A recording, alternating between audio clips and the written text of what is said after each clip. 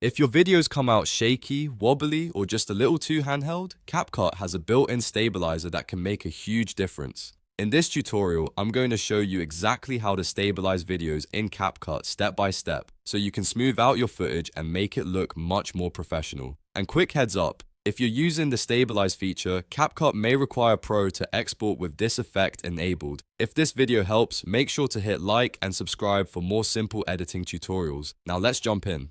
First, open CapCut and import the footage you want to fix. You can do this by dragging your shaky video clip into the media library, then dropping it onto your main track in the timeline. This is the clip that CapCut will analyze and smooth out, so make sure you've selected the correct one before moving on. Once the clip is on the timeline, click it so it becomes highlighted with a boundary box. This step is important because it tells CapCut that this specific clip is the one you want to edit. If nothing is selected, the settings you change won't apply to the right video. Now look over to the top right properties editor panel. From there, click the video tab and then choose the basic subtab. This is where CapCut keeps most of the main clip adjustments, including the stabilization tool we need. After that, scroll down through the panel until you find stabilize. When you see it, check the box next to it. CapCut will start automatically analyzing the movement in your footage in the background. Depending on the length of your video and how shaky it is, this may take a little bit of time, so give it a moment to process. Once stabilization is enabled, you'll see a mode drop-down menu appear below the checkbox. This is where you choose how strong you want the effect to be.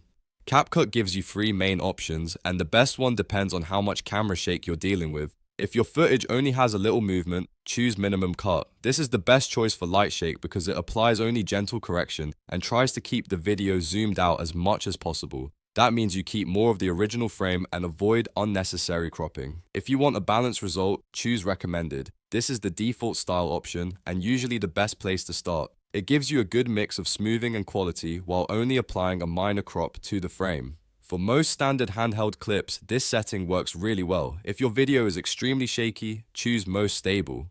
This option is designed for aggressive camera movement and gives CapCut the most room to reduce shake. The trade-off is that it crops deeper into the frame, but in return, you get the strongest motion cancellation. If your clip was shot while walking, running, or moving a lot, this may be the best option. After selecting the mode you want, let CapCut finish processing the clip. Once it's done, play back your video and check the result. If it looks too cropped or too smooth, you can always go back and try a different stabilization mode until it feels right. One thing to remember is that stabilization is meant to improve the look of the footage, but it can also slightly change the framing because CapCut has to analyze and compensate for movement. So if you want the cleanest result, it helps to start with the recommended option first, then move to minimum cut or most stable depending on your footage. And that's it.